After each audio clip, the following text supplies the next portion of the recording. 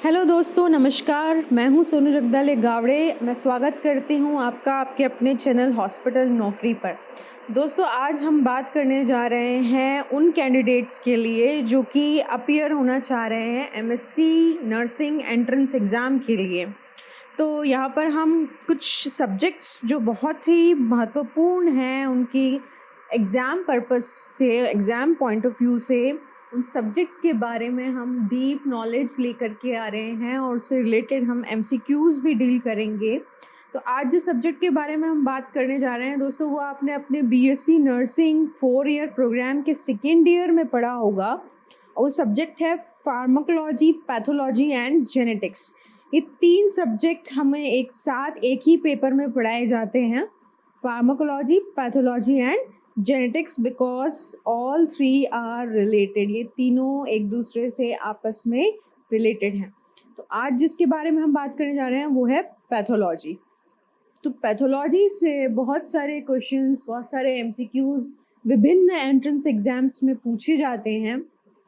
MCQs को हम deal करें उससे पहले हम थोड़ा सा पैथोलॉजी के बारे में जानेंगे कि पैथोलॉजी क्या है, इस सब्जेक्ट का सोल क्या है, इसका आत्मा क्या है। अगर वो आपको एक बार समझ में आ गया ना, तो आपको सब कुछ समझ में आ जाएगा और आप एमसीक्यूज़ को आसानी से डील कर पाएंगे। आप को आंसर्स याद करने की या क्वेश्चंस याद करने की, रटने की ज़रूरत नहीं पड़ेगी। आप खुद का लॉजिक लगा के उसको सॉल्व कर पाएंगे। तो let's start with the brief introduction of pathology. Pathology क्या है?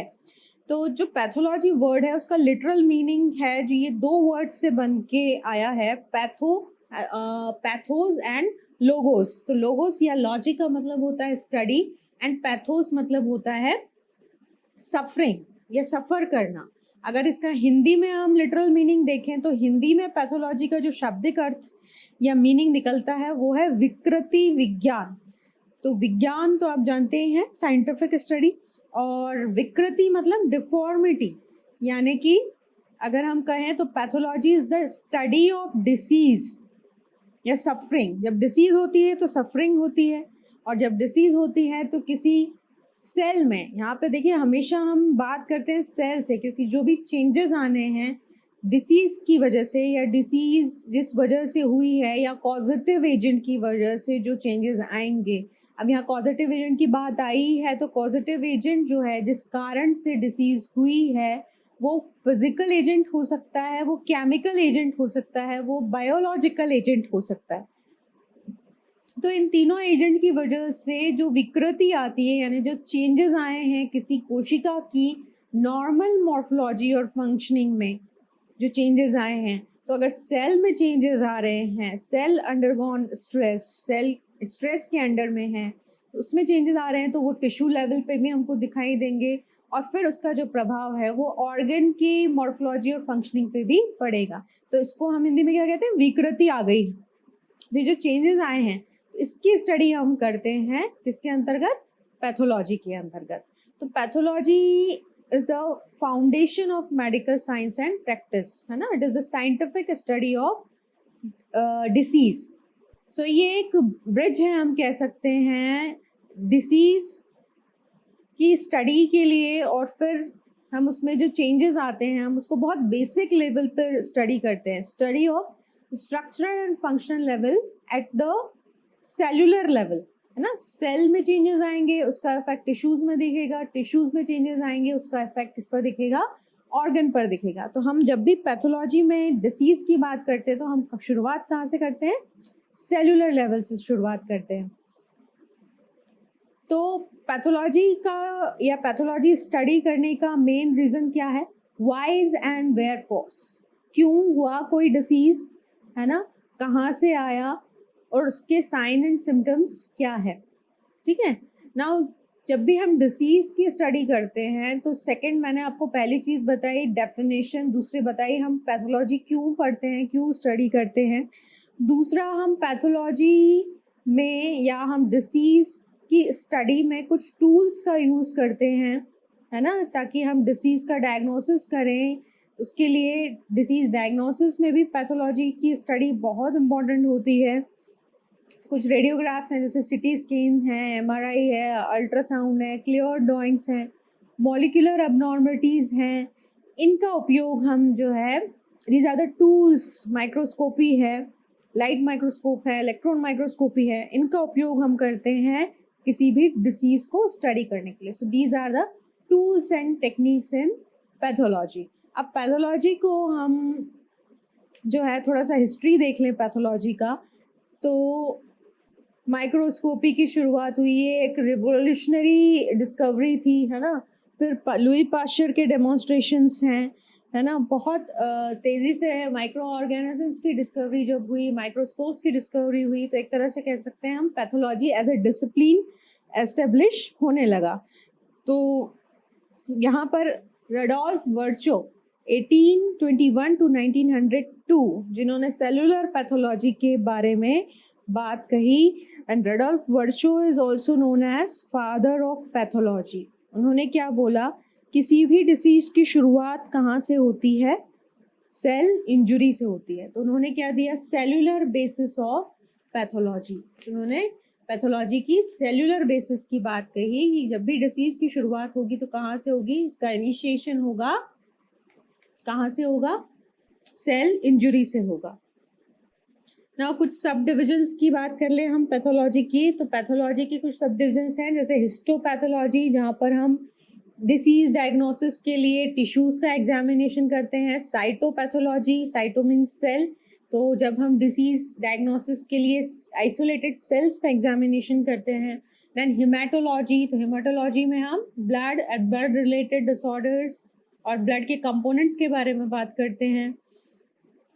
टॉक्सिकोलॉजी में हम सस्पेक्टेड पॉइजन्स के बारे में बात करते हैं. फॉरेंसिक पैथोलॉजी में हम जब पैथोलॉजी का एप्लीकेशन लीगल पर्पसेस के लिए या फिर डेथ या सस्पिशियस सर्कमस्टांसेस में इन्वेस्टिगेशन के लिए जब हम पैथोलॉजी का उपयोग करते हैं तो वो फॉरेंसिक पैथोलॉजी हो जाती है.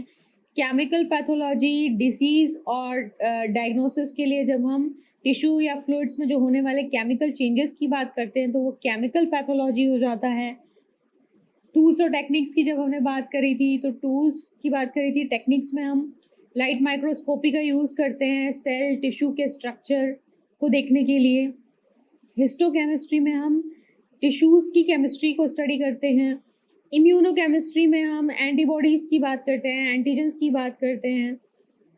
इलेक्ट्रॉन माइक्रोस्कोपी में हम वायरसेस और टिश्यूज़ की फाइन स्ट्रक्चर्स को देखने की बात करते हैं. बायोकेमिकल टेक्निक्स में हम fluid, electrolyte, homeostasis, serum, enzymes, इनके लेवल्स की बात करते हैं या इनके लेवल्स को चेक करते हैं, तो वो बायोकेमिस्ट्री टेक्निक या बायोकेमिकल टेक्निक्स हो जाता है. हिमेटोलॉजिकल पैथोलॉजी में हम डिसीज़ डायग्नोसिस के अंदर ब्लड डिसऑर्डर्स की स्टडी करते हैं. मैनी एडवांसेस यहाँ पर हुए हैं पैथोलॉजी के अंदर, जिसमें सबसे रीसेंट एडवांसेस है मॉलिक्यूलर पैथोलॉजी. ये ज़रा जो है ये एक न्यू साइंस है, जब हम मॉलिक्यूल के बेसिस पर, है ना, किसी पर्टिकुलर मॉलिक्यूल है जैसे डीएनए है, आरएनए है, प्रोटीन है या फिर जीन है, जीन लेवल पर जब हम देखते हैं कि डिसीज़ क्यों अराइव हो रही है या इसके कारण जो है हम वो gene level, DNA level, protein level पर ढूंढते हैं, खोजते हैं डिसीज़ के डायग्नोसिस के लिए, तो वो आता है आपका मॉलिक्यूलर पैथोलॉजी के अंदर. फिर अगर हम ब्रॉडली डिवाइड करें तो हम इसको सिस्टमैटिक पैथोलॉजी और क्लिनिकल पैथोलॉजी के अंदर हम ब्रॉडली इसको डिवाइड कर सकते हैं. तो पैथोलॉजी, सिस्टमैटिक पैथोलॉजी में हम सिस्टम के बेसिस पर, सिस्टम लेवल पर एक एक डिसीज़ को स्टडी करते हैं. तो ये हो गया आपका systematic pathology. Each organ and all the diseases related with that particular organ, right from the inflammation, यानी इन्फ्लामेशन से लेकर के मैलिग्नेंसीज तक, कैंसर्स तक, हर ऑर्गन में होने वाली सारी डिसीजेस की जब हम स्टडी करते हैं तो वो आपकी सिस्टमैटिक पैथोलॉजी के अंदर आता है. फिर अगर हम क्लिनिकल पैथोलॉजी की बात करें तो बेटर हम यहाँ पर क्लिनिकल पैथोलॉजी में हम डायग्नोसिस के ऊपर फोकस करते हैं कि पर्टिकुलर डिसीज़ हो रही है तो उसका डायग्नोसिस हम किस लेवल पे करेंगे और कैसे करेंगे. तो जैसे कि अगर हम कोई एग्जांपल ले लें, अगर हम जैसे डायबिटीज़ है तो डायबिटीज़ के डायग्नोसिस के लिए पहले तो इंडिकेशंस, जैसे कि कोई पेशेंट है तो उसको बार बार यूरिनेशन का प्रॉब्लम हो रहा है, वो उसको बार बार थ्रस्ट लग रहा है, प्यास लग रही है, तो ये इंडिकेट करता है कि इसको डायबिटीज़ हो सकता है। तो ये हो गया आपका इंडिकेशन। नाउ आप डायग्नोसिस कैसे करेंगे? आप यूरिन एनालिसिस के थ्रू डायग्नोसिस कर सकते हैं ब्लड शुगर लेवल्स को, फिर आप थ्रू द ब्लड टेस्ट आप डायग्नोसिस कर सकते हैं। ऐसे हर डिसीज़ के लिए हम जो टेस्ट अप्लाई करते हैं और जो इंडिकेशंस हैं उसकी स्टडी करते हैं, तो वो आपका क्लिनिकल पैथोलॉजी के अंदर आता है। दोस्तों, जब सिस्टमैटिक पैथोलॉजी की हम बात कर रहे हैं, तो यहाँ पर जब हम किसी डिसीज़ की हम सिस्टमैटिक एक ऑर्डरली वे में, एक लॉजिकल वे में हम डिसीज़ की स्टडी करते हैं, तो वहाँ पर कुछ पॉइंट्स हैं जिस बेसिस पे डिसीज़ की स्टडी की जाती है। ठीक है, जैसे मैंने अभी आपको बताया कि रडोल्फ वर्चू ने सबसे पहले कहा था कि disease starts with the cell injury, और जो इंजुरी है वो किसी भी कारण से हो सकती है, किसी भी एजेंट की वजह से हो सकती है। ये फिजिकल एजेंट्स हो सकते हैं, केमिकल एजेंट्स हो सकते हैं और बायोलॉजिकल एजेंट्स हो सकते हैं। तो सबसे पहले the first thing we should know the aetiology. So सबसे पहला पॉइंट, जब हम डिसीज की स्टडी करने जाते हैं तो we should know the aetiology और the cause of the disease. Disease किस कारण से हो रही है, उसका कारण क्या है? क्या कोई माइक्रो ऑर्गेनिज्म है, या इन्फेक्शियस डिसीज है, या फिर कोई जेनेटिक डिसऑर्डर है? तो डिसीजेस या इटियोलॉजी को यहाँ पर हम दो कैटेगरीज में डिवाइड कर सकते हैं। जेनेटिक, दैट इज इनहेरिटेड या अनुवांशिक जिसको हम कहते हैं, जो पीढ़ी दर पीढ़ी चली आ रही है, और दूसरा होता है अक्वायर्ड, यानी कि जो जन्म से नहीं थी लेकिन लाइफ टाइम में बाद में हुई। जैसे कि अगर हम कहें, तो अगर एग्जाम्पल लें यहाँ पर, तो डायबिटीज़ है, तो डायबिटीज़ जो है वो जेनेटिक भी हो सकता है, आपके पेरेंट्स या ग्रैंड पेरेंट्स से आपके अंदर आया हो, या फिर ये अक्वायर्ड भी हो सकता है ना, बाद में कभी डेवलप हुआ हो किसी कारण की वजह से। फिर अगर जैसे HIV है, तो HIV आपको बाद में इन्फेक्शन हो सकता है लाइफ टाइम में कभी भी, तो ये अक्वायर्ड डिसीज़ हो गई। अक्वायर्ड डिसीज़ भी फर्दर दो तरह की होती है, इन्फेक्शियस एंड नॉन इन्फेक्शियस, है ना। इन्फेक्शंस किस वजह से होते हैं? माइक्रोबायोलॉजिकल जो माइक्रो ऑर्गेनिजम्स होते हैं, जैसे बैक्टीरिया, वायरसेस, प्रोटोजोआ, फंजाई हैं, इनके इन्फेक्शन की वजह से हो सकता है। नॉन इन्फेक्शियस डिसीज़ को फर्दर हम फिजिकल और केमिकल में डिवाइड कर सकते हैं। जैसे फिजिकल में ट्रॉमा है, बर्न्स है ना, तो ये फिजिकल हो गए एजेंट्स।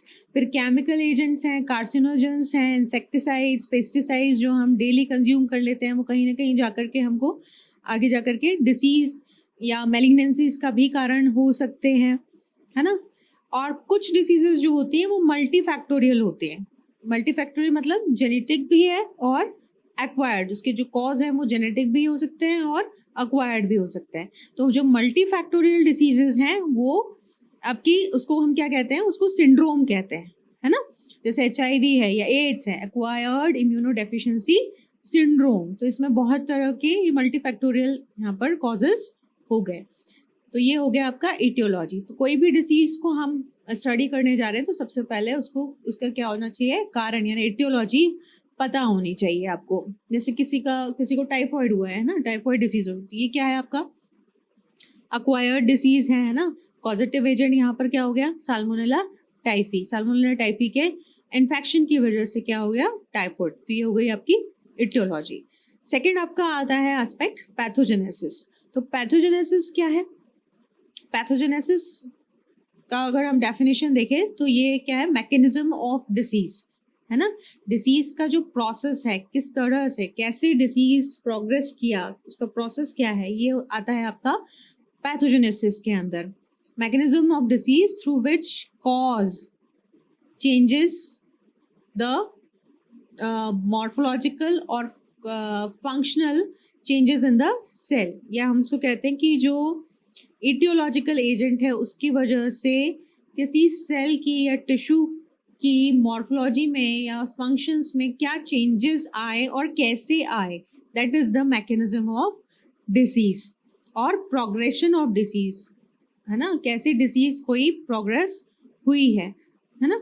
तो पैथोजेनेसिस के अंदर माइक्रोबियल इन्फेक्शन है, इन्फ्लेमेशन है, मेलिग्नेंसीज हैं, टिश्यू ब्रेकडाउन है, ये सब क्या है? This is because of the progression of the disease. ठीक है। थर्ड एस्पेक्ट आपका आता है मॉर्फोलॉजिकल चेंजेस। तो जो मॉर्फोलॉजिकल चेंजेस आते हैं सेल्स और टिश्यूज में, है ना। कोई भी एटियोलॉजिकल एजेंट है, कोई भी डिसीज का कॉजेटिव एजेंट जब प्रेजेंट है सेल के अंदर, तो cell is under the stress. Cell क्या आ गई, स्ट्रेस में आ गई है ना। हमारे बॉडी के अंदर, ह्यूमन बॉडी के अंदर, या हम कहें सेल के अंदर भी एक होम्योस्टेसिस मेंटेन्ड होता है, या जिसको हम कहें कि हीमोडायनेमिक कंडीशंस जो होती हैं, होम्योडायनेमिक कंडीशंस वो मेंटेन्ड होती है। तो होम्योडायनेमिक कंडीशंस या होम्योस्टेसिस क्या है, these are the standard conditions. हमारी जो सेल है एक स्टैंडर्ड कंडीशंस पर, एक स्टैंडर्ड हम कहें एसओपी पर, ऑपरेटिंग प्रोसीजर पर काम करती है ना। अगर जब भी कोई स्ट्रेस आता है तो ये होम्योस्टेसिस बिगड़ जाता है। एक छोटा सा एग्जांपल हम लें कि हमारी बॉडी के अंदर जो है एक टेम्परेचर जो होता है वो फिक्स होता है ना। तो टेम्परेचर कितना होता है, 37 या 37.5 डिग्री सेल्सियस या डिग्री सेंटीग्रेड। तो ये एक स्टैंडर्ड कंडीशन है जो बॉडी को मेंटेन रखनी होती है। लेकिन जब कोई पॉजिटिव एजेंट या इन्फेक्शियस एजेंट बॉडी में प्रेजेंट है तो टेम्परेचर क्या होता है, राइज हो जाता है। जब टेम्परेचर राइज होता है तो इस राइज टेम्परेचर पर हमारी बॉडी की एंजाइम्स जो हैं काम नहीं करती है। जब एंजाइम्स काम नहीं करती तो बायोकेमिकल जो पाथवे है, जो हमारा मेटाबॉलिज्म है, वो गड़बड़ा जाता है या स्लो डाउन हो जाता है और हमारी बॉडी की फंक्शनिंग को अफेक्ट करता है। तो ये बात हुई, एग्जाम्पल हुआ होम्योस्टेसिस का।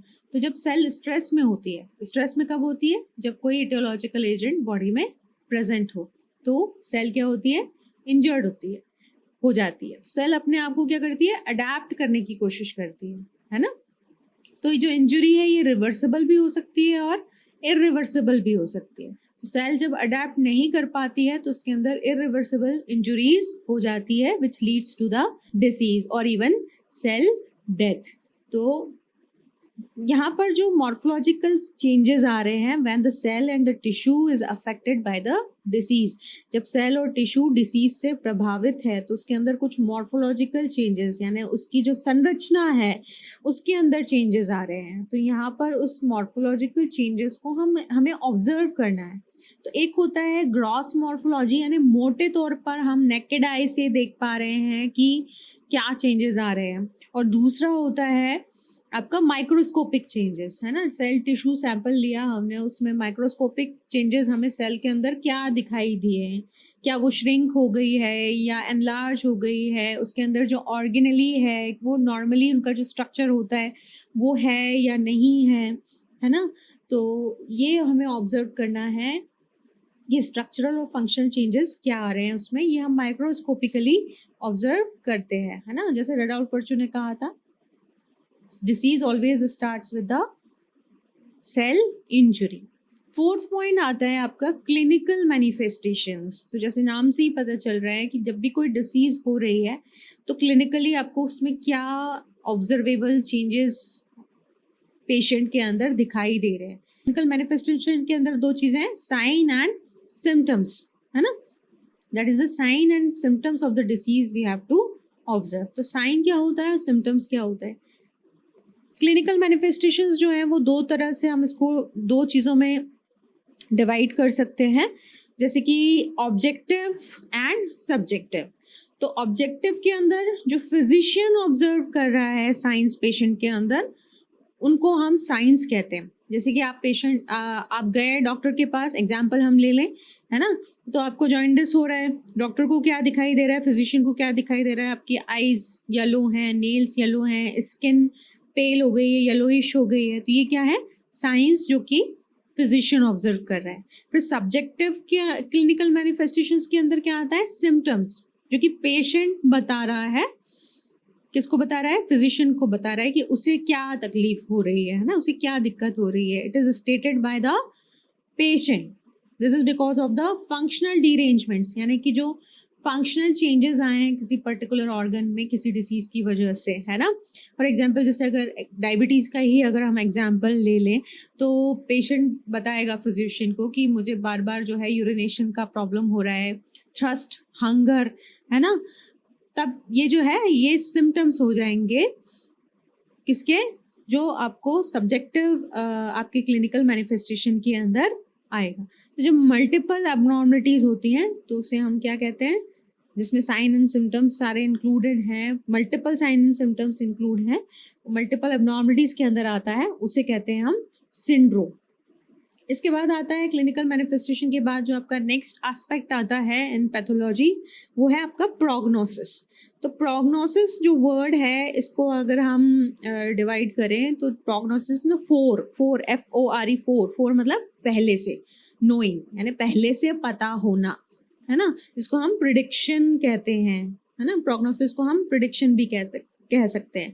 तो यहाँ पर आपका फिजिशियन या जो डॉक्टर है वो प्रिडिक्ट कर रहा है the fate of the disease, यानी इस डिसीज का भविष्य, एक्सपेक्टेड डेवलपमेंट डिसीज का क्या होगा, है ना। ये आपका फिजिशियन एक्सपेक्ट करता है कि डिसीज आगे जाके किस तरह से डेवलप होने वाली है ना, क्या इसके साइन एंड सिम्टम्स इम्प्रूव होंगे या साइन एंड सिम्टम्स इम्प्रूव नहीं होंगे, या ये इसी तरह से स्टेबल रहेगी, है ना। तो ये प्रोग्नोसिस यानी एक्सपेक्टेड फेट प्रिडिक्ट कर रहा है फिजिशियन कि इस डिसीज का फेट कैसा होने वाला है। तो प्रोग्नोसिस का जो है सीधा इफेक्ट आपके क्वालिटी ऑफ लाइफ पर पड़ता है कि किस तरह से डिसीज आगे डेवलप होने वाली है ना। This is predicted by the physician. जो आपका लास्ट एस्पेक्ट यहाँ पर आता है वो है कॉम्प्लिकेशंस, है ना, डिसीज के कॉम्प्लिकेशंस। तो कॉम्प्लिकेशंस को पैथोलॉजी की लैंग्वेज में हम नेगेटिव पैथोलॉजिकल प्रोसेस भी कहते हैं। कॉम्प्लिकेशंस, डिसीज के कॉम्प्लिकेशंस एग्रीवेट हो रहे हैं या नहीं हो रहे हैं, या ये इलनेस को यानी बीमारी को क्या बढ़ा रहे हैं और ज़्यादा इसको कॉम्प्लिकेट कर रहे हैं, है ना। तो ये आता है आपका कॉम्प्लिकेशंस के अंतर्गत, है ना। यहाँ पर अगर हम कहें कि डिसीज़ जो आगे जा कर के और ज़्यादा खतरनाक होती जा रही है, इसको हम ऐसे समझ सकते हैं कि अगर हम एग्जांपल लें कि कोई पेशेंट जो है वो कम्प्लीटली पैरालाइज्ड है ना, तो पैरालाइज तो उसकी डिसीज़ हो गई, लेकिन उसमें बहुत ज़्यादा चांसेस होते हैं बेड सोर्स बन जाने के। तो ये बेड सोर्स क्या है, आपके डिसीज़ की कॉम्प्लिकेशन है जो डिसीज़ को और बिगाड़ दे रहे हैं, ख़राब कर दे रहे हैं, है ना, उसके ठीक होने के चांसेस को और कम कर दे रहे हैं।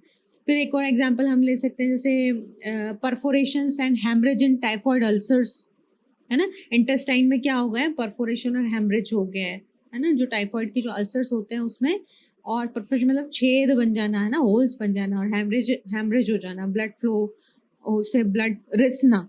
तो ये हो गया आपका कॉम्प्लिकेशंस के अंतर्गत, ठीक है। तो ये सिस्टमैटिक पैथोलॉजी में हम इन बेसिस पर, इन 6 पॉइंट्स के बेसिस पर हम किसी भी डिसीज़ को स्टडी करते हैं, और हर पर्टिकुलर डिसीज़ के प्रोग्रेशन की जब हम स्टडी करते हैं, उसकी इटियोलॉजी है, पैथोजेनेसिस है ना, मॉर्फोलॉजिकल चेंजेस हैं, उसका क्या आपका कॉम्प्लिकेशंस हैं, उसके बाद ही हम उसके प्रॉपर परफेक्ट ट्रीटमेंट के बारे में बता सकते हैं या उसके ट्रीटमेंट को डिज़ाइन कर सकते हैं, है ना। फिर यहाँ पर बात आ जाती है क्लिनिकल पैथोलॉजी की। डिसीज़ डायग्नोसिस में क्लिनिकल पैथोलॉजी का सबसे इम्पॉर्टेंट रोल होता है ना। जैसे आपने देखा होगा जनरली कोई भी पेशेंट है तो उसके डिसीज़ डायग्नोसिस के लिए उससे सैंपल लिया जाता है, ब्लड सैंपल लिया जाता है, यूरिन सैंपल है, बॉडी में जितने भी फ्लूइड्स हैं वो अलग अलग डिसीजेस के डायग्नोसिस में हेल्प करते हैं, है ना। जैसे ब्रेन या स्पाइनल कॉर्ड से रिलेटेड डिसीजेस है तो हम CSF का सैंपल लेते हैं। इन सैंपल में हम क्या खोजते हैं, इन्हीं बेसिस पर हम डिसीज़ का डायग्नोसिस और ट्रीटमेंट को फिर डिज़ाइन करते हैं। तो दोस्तों, आई होप आपको जो है बेसिक जो सोल है पैथोलॉजी की, उसके बारे में काफ़ी जानकारी हो गई होगी हमारे इस इंट्रोडक्शन से। तो होपफुली इसके बाद आप इसे सुनिए ध्यान से, और अगर आपको लगता है कि इसमें आपको कुछ समझ नहीं आ रहा है तो श्योरली आप कमेंट बॉक्स में डालिए, उसको हम सॉल्व करने की कोशिश करेंगे। मिलते हैं अगले वीडियो के साथ, तब तक के लिए धन्यवाद।